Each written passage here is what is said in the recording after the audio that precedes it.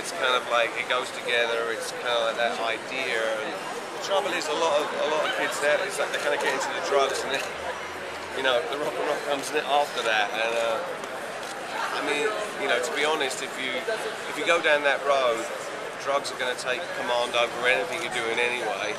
And that's in my experience. You know, I went for a period before I got clean. You know, where I don't think I played a record for like 2 years. I just didn't care, you know. So, you know, I hope that, you know, in some way, by doing this and being part of this and giving Matt support, you know, that it influences musicians. And, you know, you can do it another way.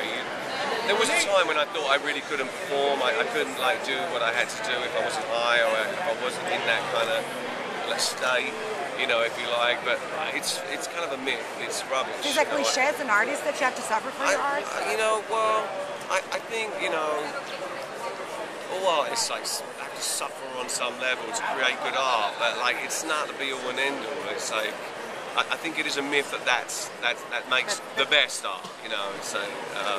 But I did used to believe that, yeah. You've had a pretty interesting life. Have you ever thought about writing a book about some of your experiences? Like Stephen, you mean?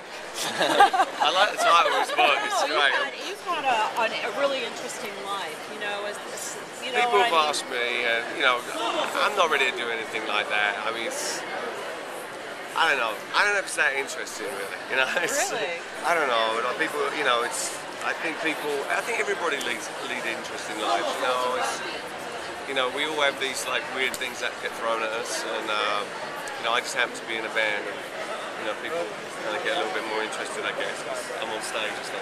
Well, so what do you have to say about tonight? It's great. I'm really honoured to be given this award.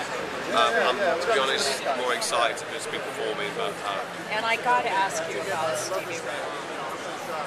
Yeah, what would you like me to ask about? Would you like to? Do you have any comments about his music?